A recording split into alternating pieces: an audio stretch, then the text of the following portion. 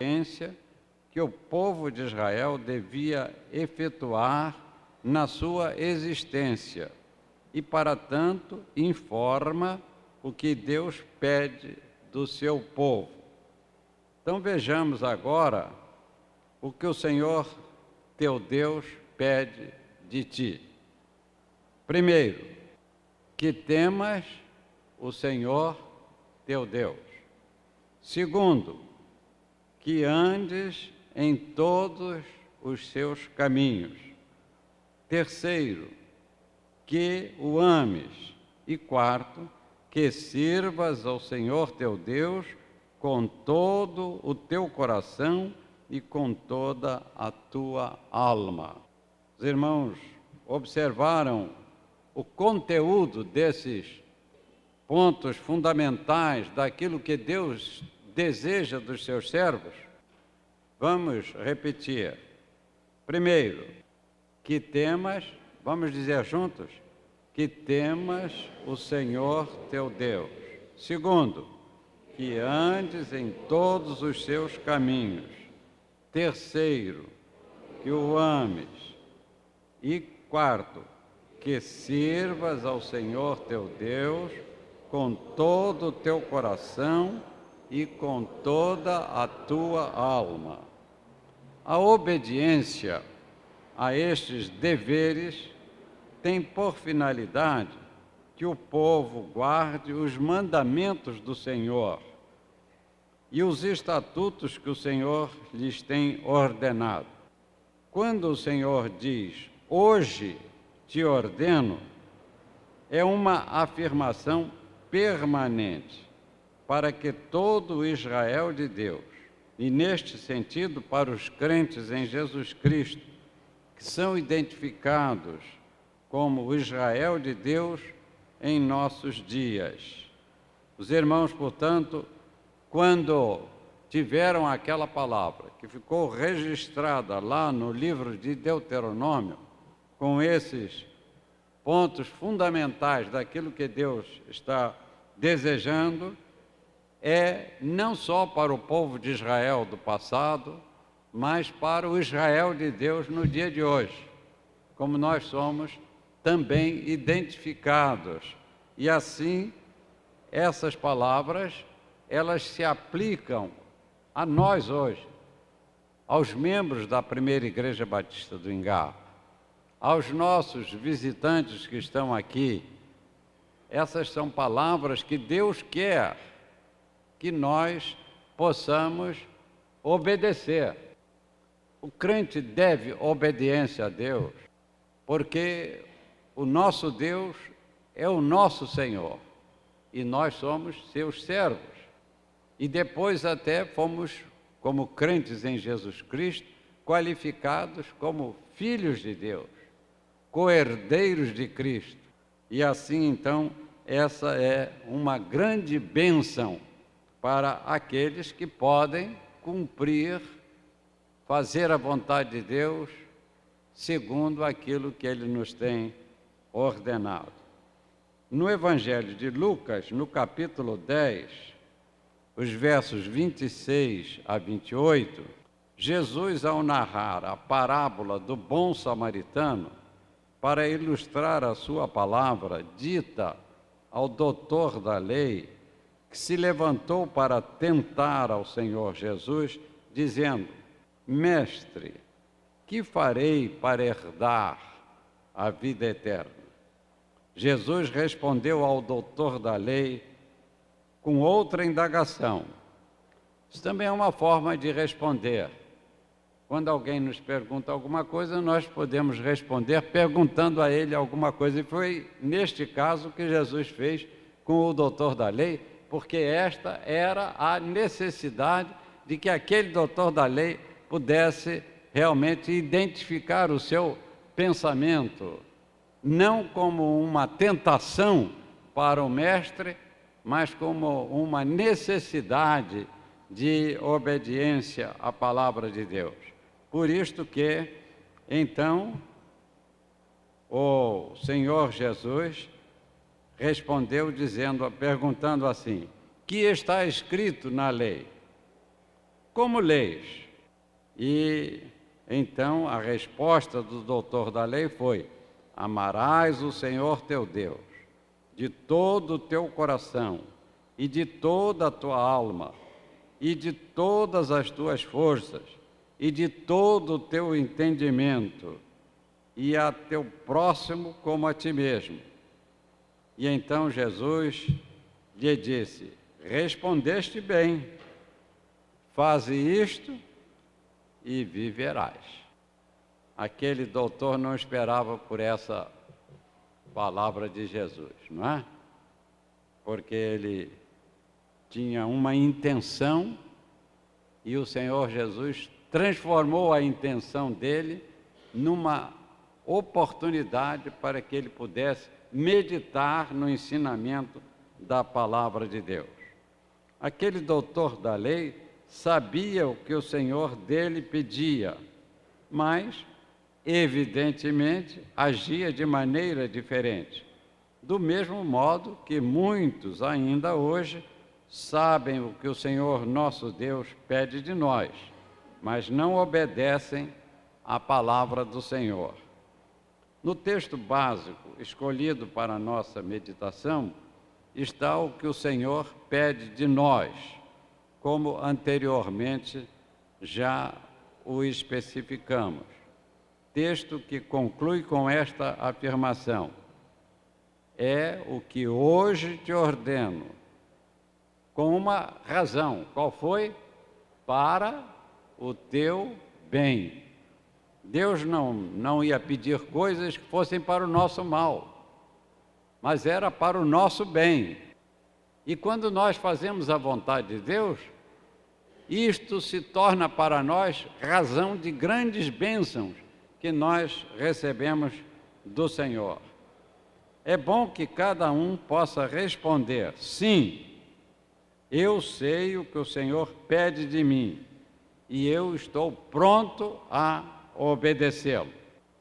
Eu vou agora aproveitar esse texto para fazer uma indagação a toda a gente que está aqui neste salão, tanto para os membros da igreja, como para aqueles que são nossos amigos e estão conosco nesta manhã. Então, vamos repetir agora numa aplicação individual, porque lá nós dissemos o que Deus pede de ti. Então foi relacionado o que Deus pediu. Agora nós vamos dizer como resposta. E então vamos usar a primeira pessoa do singular. É eu. Cada um particularmente. Não como um todo, porque a resposta tem que ser individual. Nós não vamos... Ninguém vai responder pelo outro, mas cada um vai responder por si mesmo.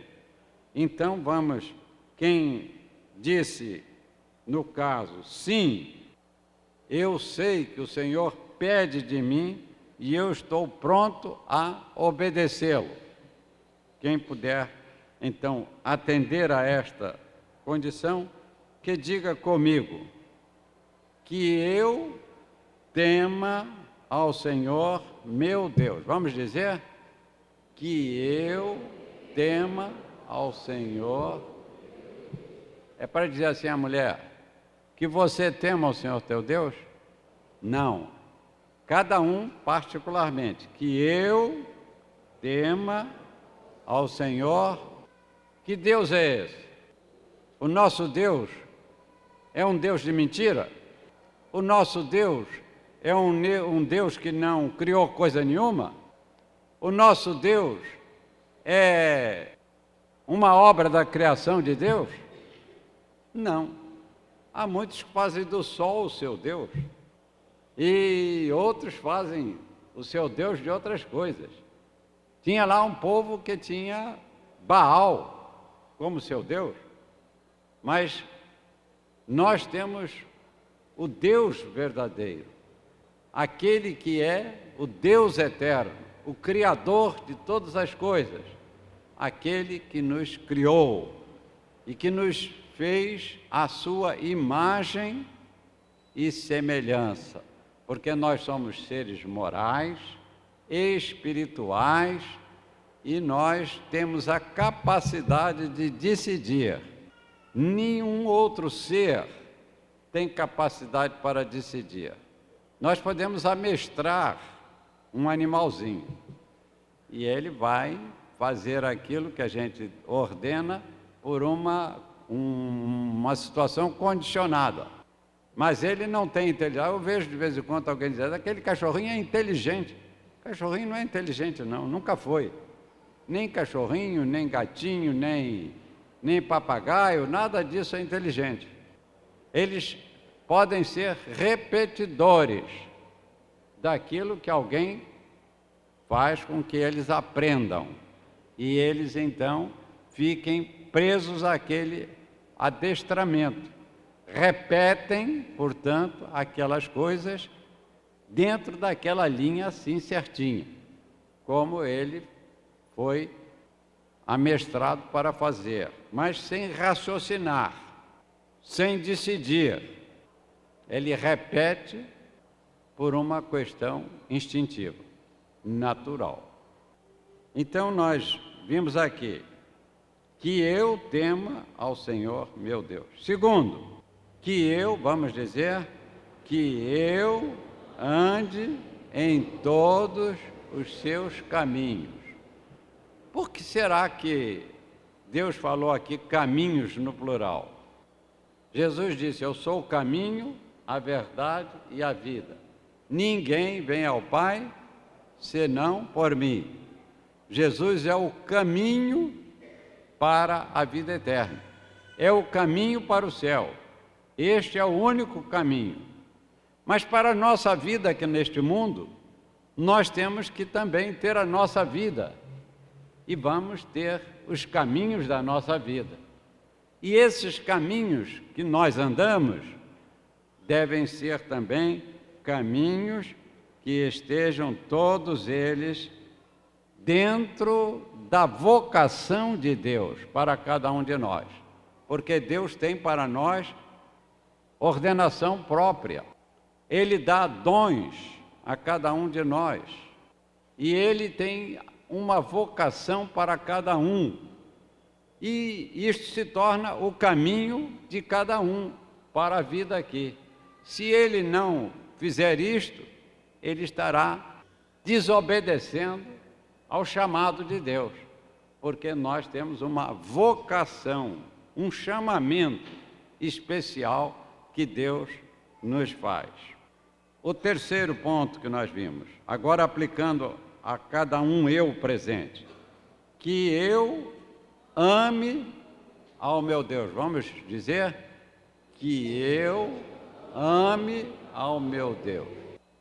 Você que está aqui hoje de manhã, você ama ao seu Deus de verdade? Você pode dizer sim e pode dizer não. Se você disser sim, você está querendo fazer a vontade de Deus. Mas você tem o direito de dizer não, porque Deus respeita a nossa vontade. Então, todos que estão aqui podem dizer sim? Podem dizer sim? Alguém vai dizer não? Ninguém está dizendo não? Pelo menos eu não estou ouvindo. Se ninguém está dizendo não, então todos nós devemos ouvir a palavra de Deus, confiar nos ensinos da palavra de Deus, aceitar a Jesus Cristo como nosso Salvador, não estabelecer outros programas para a salvação, como a salvação pelas obras, como a salvação pela reencarnação, não é? Ontem estava passando na televisão lá, na TVE, eu acho que foi TVE, eu vi um pedacinho à noite, que eles estavam passando um negócio lá do Egito. Alguém viu? Viu? Não é? Ele estava falando daquele negócio do Egito lá. E ele trouxe coisas muito antigas lá do Egito naquele programa. E parece que dentro do contexto daquela mensagem estava a base do Espiritismo. O irmão observou? Não é? Porque eles estavam guardando aquelas vidas para que elas pudessem ser reativadas e então tinham que ser guardadas lá, não é isso?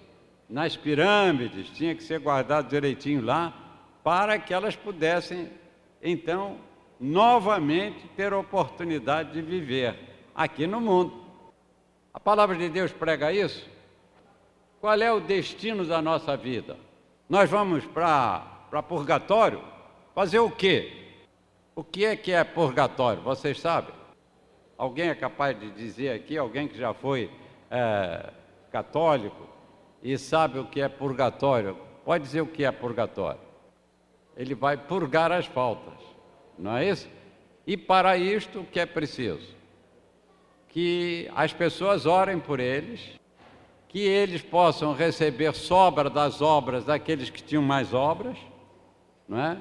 Então, receber um pouquinho de obras de Santo Antônio, um pouquinho de obras de São Pedro, um pouquinho de obras de... Vai ter um brasileiro aí agora, não é? Que vai dar sobra de obra também para os outros, não é? Tudo isso não é do Evangelho. A santificação é para todo crente. A santificação é para aqueles que creem em Jesus Cristo. Não tem processo humano nenhum para dizer quem é que é santo e quem não é santo. Os homens não têm capacidade de julgar coisa nenhuma. E então, eles quando julgam com bases em coisas erradas. E dizem que fulano fez milagre. Quem é que faz milagre? Ninguém faz milagre. Quem faz milagre é Deus. Nós pedimos a Deus. E Deus ouve a nossa oração. Mas ninguém anda fazendo milagre por aí, não. Essa história de milagre é conversa fiada. E quanta falsidade houve com esse negócio de milagre, não é? Lá em Campos tinha um coqueiro lá, que um dia caiu uma folha do coqueiro. E ela ficou pendurada lá em cima. E quem estava cá de longe parecia assim uma imagem de uma pessoa. E eles acharam que era uma Nossa Senhora, não é? E quanta gente fez oração à Nossa Senhora do Coqueiro, não é? O dia que a folha caiu, acabou o milagre. Outra vez tinha lá um convento lá em cima de uma área alta, e um daqueles freis que estavam lá naquele convento teve uma ideia brilhante para iludir os outros. Ele mandou botar um canozinho com uma torneira lá embaixo e ficava cá em cima, um controlando a torneira. Então, quando a pessoa chegava lá, botava um balde, ele abria a torneira, o balde enchia. Quando o balde estava cheio, ele fechava a torneira. O outro vinha com um copo, botava lá, ele abria a torneira, o copo enchia, ele fechava. Era um milagre formidável, não é? Mas houve um dia que teve um camarada que ficou curioso. Eu quero ver como é que esse milagre se realiza. E andou subindo por lá e encontrou lá o controlador da torneira. Há muito embuste, há muita mentira que se faz para justificar determinadas crenças, crendices, e nós temos que ser cuidadosos nisto. E quando eu estou falando destas coisas, eu não estou querendo condenar ninguém, não. Agora, o erro tem que ser condenado. Eu não estou condenando a nenhuma igreja, nem a nada disso, mas nós temos que condenar o erro. E se um crente batista está fazendo errado, ele deve ser condenado no seu erro, porque ele está fugindo da sua responsabilidade. E a palavra de Deus diz que o crente que pratica atos que desmoralizam a obra do Senhor, eles causam escândalo, porque ninguém espera que um servo de Deus vá fazer coisas que não sejam para glorificar o nome de Deus. E se eles estão fazendo com outras intenções, então eles merecem também que sejam repreendidos com amor, porque a palavra de Deus diz que nós devemos chamar a atenção daquele que está errando com amor, com carinho, com boa vontade, para que ele aceite, não é?